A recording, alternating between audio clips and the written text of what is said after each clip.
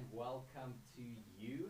It's another episode here on Impact Online YouTube channel, live with you in studio here at the lovely studios of Impact Online. We won't disclose the location as of yet. It's still a surprise for that one.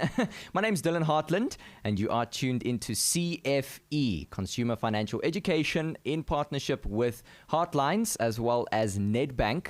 We're talking about all things money on this program. Alongside me, I have Lerato Jaxa once again joining me in studio. Lerato, welcome. So good to have you back with us. Thank you so much, Dylan. I was just looking forward to being here. Is it? I was like, when is Thursday coming so I can go? When's the next episode coming? Yes, yeah. So now I wonder if it's because you are enjoying sharing the space with me, or if it's because you like talking about money. I think it's both. Okay. I think it's both. As I talk about money, I learn. But as I spend time in this beautiful studio, I'm like, I think I want to be here more. Okay, all right. No, that's fine. We can work with that. We can work with that indeed. Yeah. Okay, so we're kicking off the third episode today of CFE. Yes. We're talking about different elements of keeping your finances healthy. Right. Right? We're looking at financial health and wealth and your overall well-being when it comes to finances. That Right. being said, money talk is a big talk. It is. Okay, we've got necessary talk. as Yes, like you said last week, Yeah. we spoke a bit about budgeting, well. Right. how you need to rebudget, and looking at when you get that extra cash flow, Right. when you get that little extra bonus. You need to put it in there. You need to put it in your budget. Correct. You need to make sure you put it where it needs to go. Otherwise, hey, too many nice things can pop up in the Yeah. way, and we can want to buy other things. Now we're looking at, obviously, for one, the economy and the Yeah. effects the economy has had on everyone's finances, whether people have lost their jobs or they have just, unfortunately suffered Right. under COVID-19 and Yes. how it stopped that cash flow into their lives, basically. Yeah. Now, when we're talking about elements of financial well-being and the different aspects that attribute to this, it's going to be quite a lengthy series. You and I are Right. going to be here for the next 8 weeks. Hey, we're going to Yes. be together for quite a while over here. Yes. I remember you mentioning Jeff Tkele might also join us. Join us. Yeah, Yes, he will. which will be quite exciting to get some more of his knowledge on the matter. Right. That being said, let us start unpacking, perhaps for someone who's watching at the moment. Also, just a reminder, if you're watching at the moment, you can comment live as we are happening, as this is a live stream, not a pre-recorded video that we're putting out as a live stream. No, this is as live as it gets. So you can get in touch with us right here in front of me. You can get in touch on our WhatsApp line, 071-364-0376, as well as the YouTube comment section. The YouTube comment section would be the more preferred method for me, as it's right here in front of me, but don't worry, I can get to both of them. So you're more than welcome to get in touch with us, if you have any questions or anything like that. Don't forget to subscribe if you haven't subscribed already to the channel, and make sure that you don't miss any future things, because this is only the beginning. Lerato and I, let's just say we were the star act. There's a reason there's money behind me over here, right? We've got a lovely background that's saying money. Did you know they call me D-Money? D-Money. Yeah, it's a nickname that was given to me at the radio station. Yeah. Right. Is it because of D-Money there's lots of it, or is it because D-Money because there's lots of education about it? Oh, both. But I'm going to go with the first one. Okay. Oh, actually, no. Both of them and a third one. Oh. I think of it more as like a prophecy. Right? There we go. D-Money, that's my future. There we go. Money. I like that. No, it's also I like yeah, it's also our present as well. So let's get back on track before we start, going all Okay. over the place over here. So let's look at some elements of financial well-being in individuals' lives, and ultimately anyone who's watching at the moment. We're Yeah. talking about financial well-being. So let's begin to unpack that a bit. So when we talk about financial well-being, we don't necessarily talk about maybe having a large amount of money. We talk about you being healthy in how you deal with your finances. So sometimes when we talk about financial well-being, a lot of us would think, oh, it has to be plenty so that it can be well. But no, it has to be manageable based on what you have, not necessarily a large amount. Right. And for you to get to a point where you have your finances towards being well or towards being healthy, these are some of the key areas that you need to look at. Number one, you have to have emergency funds.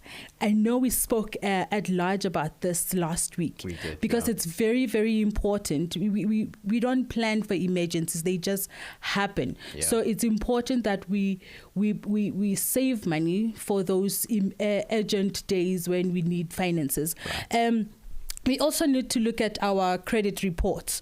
So you need to start creating good credit report or good credit history for yourself. And for you to be able to create that good credit history for yourself, it means you need to pay your creditors on time as per the agreement. Yeah. And if you have a little bit more than what the agreed amount is, you can just put a little bit more, 50 rands more than what you have agreed to pay. This will help you create a good credit record. Sometimes we don't realize this until it's late, that we have credit and then we don't pay as regularly as we are supposed to. And then later on in life, you are now an adult and you want to purchase a house, which is a large amount that you cannot afford cash. Yeah. And then you go get a house and you wonder why your premiums are so high. It's because of your credit record was not, it's not in a healthy space. Yeah. So the sooner you start creating a healthy credit history, the better for you and the better for your future. Right. And then the next one that I want to talk about is get rid of debt. A lot of us, like we said last week, we don't talk a lot about money. Sometimes we are shy to talk about money. I mean, first of all, if just asking somebody about how much you get paid, it's taboo, Yeah. Yeah. And these are some of the things that we need to talk about to help each other. Right. So we need to start getting rid of debt.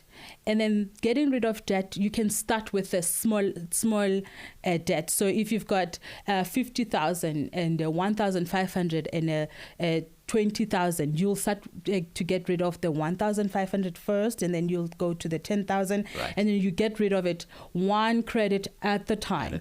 And so this will help you free up some money, and this will also help you, just have a debt-free life or Yeah. debt stressless life. Yeah. Because a lot of us find ourselves in debt because we don't have the full cash to buy what we need. But when we do or pay our creditors on time, then we'll be stress-free. Yeah. And I think quite a misconception when it comes to debt is we tend to look at the overall amount. So like you said, now you break it up. There's a 1,500, there's a 20,000 here. I think everyone adds it all together in their calculator and realizes, wow, I owe 40,000 rand. Right. And it becomes very stressful. Yeah, because that's a lot of money. Yeah, and something that we don't realize is that when you start paying your debt, if you can put a little bit more, just 50 rands more, this helps you eat away the interest. So it's very important that when you go to your bank or when you go to your creditors, you ask some of these questions. Yeah. We've actually got, now that you mentioned a question, sorry, before we jump into the next one, we've got a comment here from Direct to You that's asking, how do you handle a major unexpected expense? So we were speaking about that emergency fund. Right. Let's say you do have that emergency fund in place. What is the method in terms of, do you then just tap into the full amount that you need to get that emergency out of place? Or what is the balance where you sort of can also dig into, I'm thinking of someone who maybe has a credit card, right, and they use their credit card as an emergency, a fallback. Let's say if you've saved what you need to save for the month, and then you burst a tire or something happens. Yeah. Then would you then advise, along, I guess, with the question that's coming in here, it's basically saying, do you then immediately go into the emergency fund? Or do you also benefit from the credit side? Because obviously that attributes to a better credit score. Okay. So people use their emergency funds and their credits in different ways. So it has to be customized. It has to be personalized, you know. So you have to decide if you are going to tap into your emergency. Does that tire burst?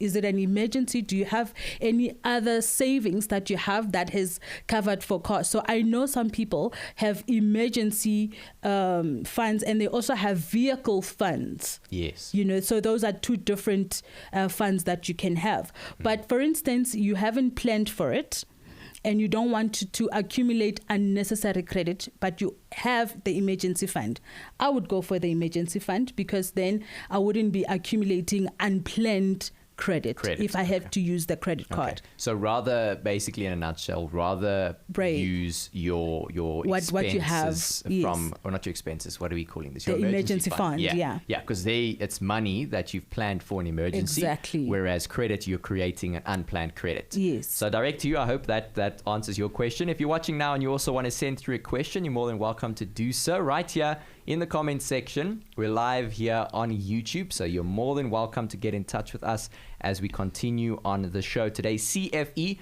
Consumer Financial Education, and alongside me is Lerato Jaxa, and I'm Dylan Hartland. It's so good to have you with us this evening on the show. Lerato, as we divulge further into today's topic, we were speaking about getting rid of getting rid of debt. Right. Yeah. In small chunks. Yes. Do you want to maybe go through the other steps? Yes. Another one that can help you with the emergency fund is insurance. Okay. A lot of us think maybe insurance could be a waste of money, but when emergency comes and you are able to call in and say, hey, I need help, and they are helping you without you incurring any more debt, right, it becomes very helpful and useful. Yeah. So it's important that you look at your lifestyle, you look at your life, you look at your family, and see how you can insure yourself and you can insure your family as well. Yeah. And I'm talking particularly about the funeral cover. That is one unplanned sad event that happens to all of us one way or another. Yeah. So it's important that you start looking at an insurance cover that is suitable for you and is suitable for your family. Cover those. Do you have a car? If you can be able to afford insurance to cover your car instead of tapping into your emergency, use get insurance for that. And then the next one is savings. You need to save. Save, yes. You need to save. And savings can be a bit of a challenge.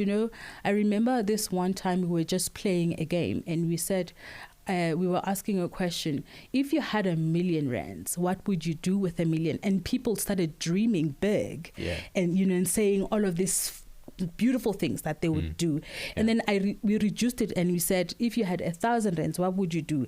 And the dreams all of a sudden shuttered down. Yeah.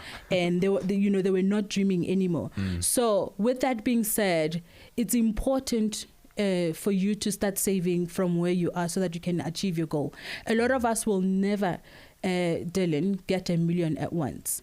But we can create R1 million from what we have. Yes. We have the 1,000, we have the 100 rands. Correct. Can we start building our R1 million from that 100 rands? So we can.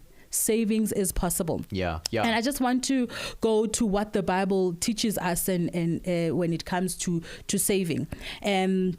We find this story in the book of Genesis 41. I'm going to read from verse 34 through to 36. It says, let Pharaoh appoint commissioners over the land to take fifth of the harvest of Egypt during the 7 years of abundance. They should collect all the food these good years. These good years that are coming and store up the grain under the authority of Pharaoh to be kept in the cities for food.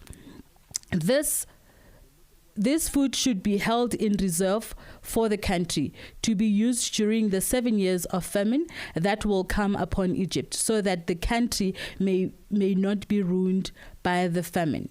So it's important. The Bible also is advising us that when we have money, we can't eat it all and forget that there is a tomorrow, and we don't know what tomorrow holds for us. Correct. So it's important that we save towards our future. We save towards our goal. Yeah, I think the idea around saving is basically like building a house. Right. You're building a house with one brick at a time. Yes, one brick at a time. 100 rands at a time. Correct. Yeah. Then it's 1 million. What exactly?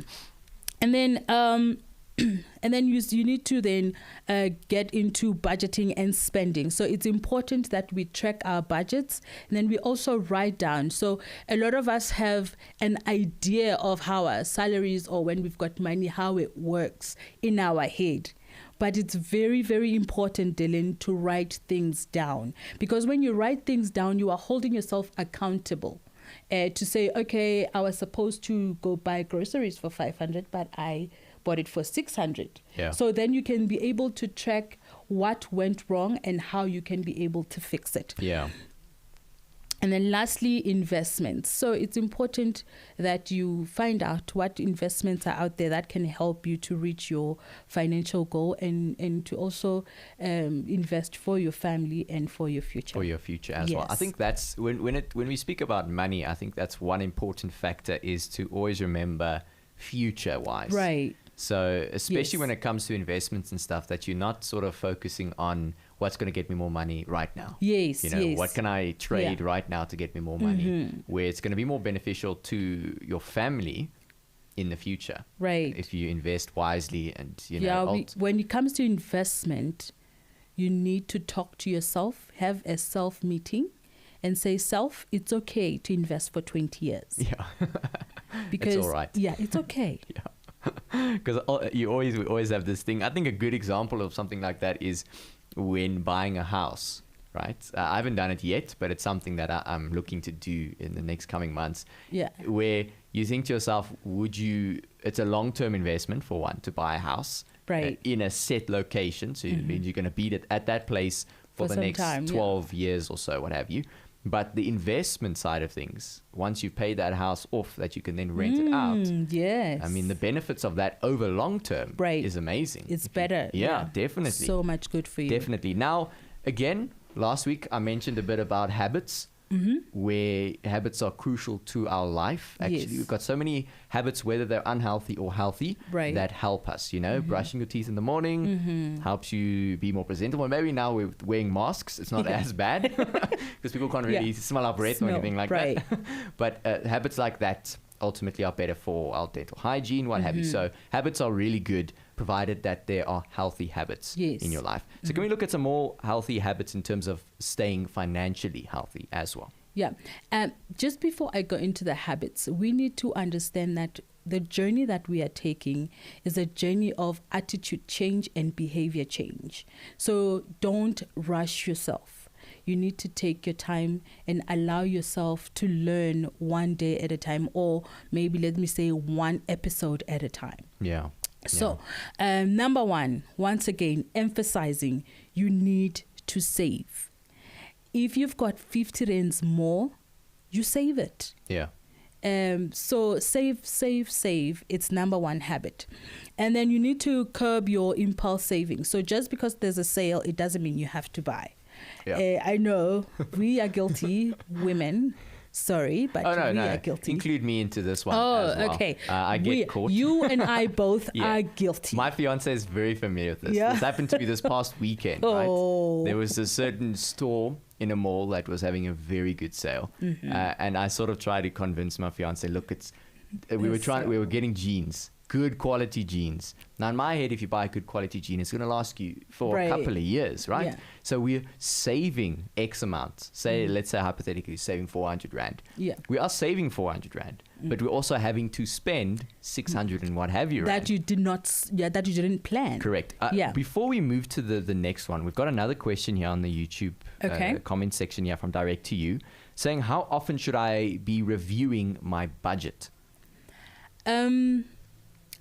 I would suggest that you review it every month as often as you receive your income. Okay. So if you receive your income every week, review it every week. If you receive your income every month, review it every month. This will help you. This will become a stamped in your head. Yeah. So that you without any shadow of doubt, you close your eyes and this is my budget and this is how it works. Yeah. And then this you have to continue with this habit until it becomes second nature to you. Yeah. It's like a teacher would say, lots of math revision won't hurt you. Right. If you keep going over the formulas, then it won't harm you in any way. Yeah. Okay. Cool. You can carry on. Let's hop into more of those habits. And then cut unnecessary expenses. All right. Have insurance to secure your family future, and avoid taking more debt than you can afford. Sometimes we take unnecessary debt, and this is getting us into a lot of financial problems and stresses. pay more than the minimum amount. We spoke about this earlier on today, that if you have a debt, it's good for you, and it's good for your credit history to pay a little bit more than what the your like premium needs. And then also develop a strategy of how do you want to reach your goal. So you have to create have a goal, a financial goal, and measure your and be realistic on your measurements. I'm going to save this much, and then this much will then make me reach my goal at this certain time. So you need to be very strategic about that. And then have an emergency fund available. I'm saying this again. And I want us to read a scripture from the book of Ecclesiastes chapter 11 verse 2. It says, invest in 7 ventures. Yes, in 8, you do not know what disaster may come upon the land. We are taught to be ready for rainy days. So it's very important, once again, that you have an emergency fund. Emergency fund. So important things that we've learned and we've talked about a lot today is save an emergency fund. Save an emergency. I've got another question here by the YouTube comment section as well. What percentage of my salary should I save? That's from Adele. What would you recommend is a good amount, or percentage-wise at least? So obviously, it differs from person to person based on what your monthly expenses are. But it is advisable from the financial perspective to at least save 20% of what you get paid, so that this then will put you at a better space into your future. Right. Okay, great stuff. I hope that answers that question for you, Adele. If you want to get in touch with us as well, if you're watching right now, you can get in touch with us on the comment section right there below. So feel free to do that, as I can see all of the comments right here in front of me. And thank you for everyone who's engaging as well as asking the questions. Lerato, we're left with not too much time, but I don't want to rush through the important things over here. But let's perhaps look at what more of the document side of things. I think things do tend to get legal when it comes to money, especially money. There's lots of hurdles. I'm reminded of the Olympics where the sprinters need to jump over hurdles. It almost feels like when we're talking about finances and even financial health, and we mentioned a lot about credit and credit cards and stuff, a lot of it involves jumping through some hoops and jumping over some hurdles. So what are some of the legal documents that are required in terms of saving and financial health as well? To create a financial health, and also just to create financial health beyond yourself into your family, a will is very important. Previously people have always thought that a will is only for people that have lots of money or that are rich. But the truth is, when you have a family, and when you have accumulated things, as we live, we buy things and we accumulate things, then you need to have a will. We have seen, I'm sure a lot of us have seen on TV or have heard of families fighting because of assets that are left behind. And this is because there was no will to direct them. It's important that you have a will. A will then help you to speak on your behalf in your absence. So it's important. And then the wills can be done at the bank. You can go into a bank and they can assist you into writing a will and your last testament. And so you can divide your assets however way you wish. You wish to divide. And without a will, basically goes to the state, if I'm understanding correctly. So without a will, the state will then look at your family structure, and they will divide it according to that. So and obviously the state only knows so much. Right. So you know better. You know your family better. Correct. So if you have accumulated and you have a family, you need a will. Yeah. We're getting a lot of questions this evening. It seems like we're gaining some traction with our money talk. I want to put it down on the fact that we have such a great background. There we go. Where I want to say I sprayed it myself, but I didn't. That is someone else's artwork. We've got another question from Direct to You.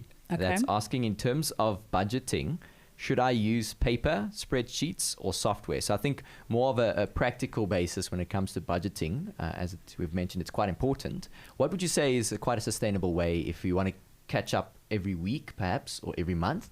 What would you recommend?